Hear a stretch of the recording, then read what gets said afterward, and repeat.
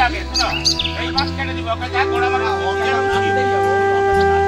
আরে উঠিয়ে পড়ে যায় বল সেখানে কিছু বেশি না ওটা কাটতে শুধু ওই জলটুকু টেনে নিতে পারলে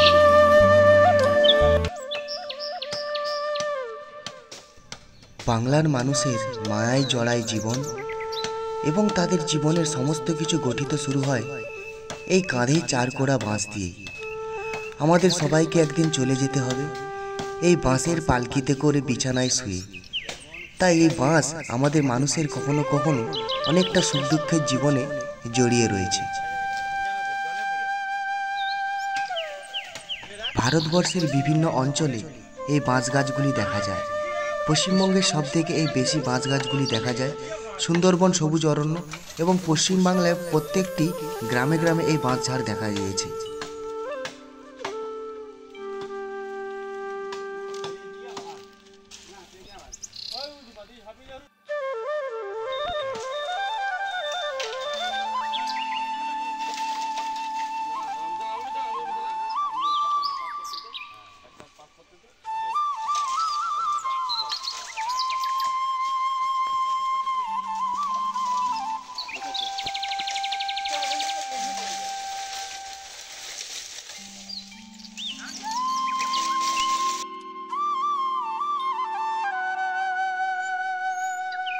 প্রায়শই এই বাঁশ গাছ জন্ম নেয় বর্ষার সময় এবং বাঁশ গাছের প্রত্যেকটি গোড়া থেকেই আরেকটি নতুন চারা জন্ম নেয় এবং এই বাঁশ গাছের উচ্চতা প্রায় 60 থেকে 70 ফুট উচ্চতায় বৃদ্ধি ঘটে এবং এই বাঁশ গাছের প্রত্যেকটি কাণ্ড থেকেই নির্গত হয় অনেক শাখা পোশাখা এবং যেটিকে আমরা বাংলা ভাষায় বলে থাকি বাঁশপালা।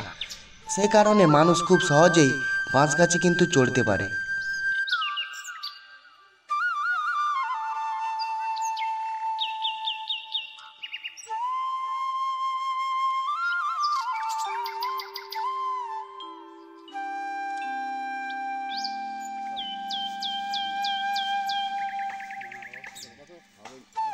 বাঁশ গাছগুলি একে অপরের উপর চেপে থাকার কারণে বাঁশ গাছগুলি যখন গোড়াটিকে কাটা হয় তারপরে বাঁশঝাড় থেকে গাছটিকে বের করতে মানুষের প্রায় দম নিঃশেষ হয়ে যায় এবং এই বাঁশ কাটার সময় খুবই ধৈর্য এবং অভিজ্ঞতার প্রয়োজন পড়ে।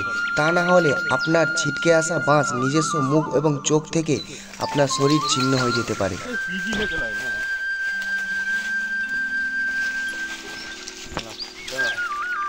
কোথায় যাবে হবি না কোথায় যাবি এই হ্যাঁ এই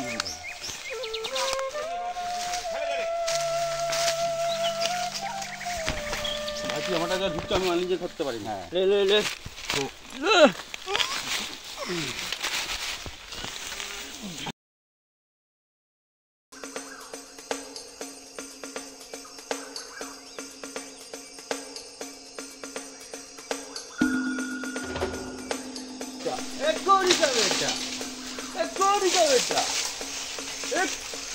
बेटा ले और ऊपर थोड़ी का बेटा तुम्हारा की दिखा रहा है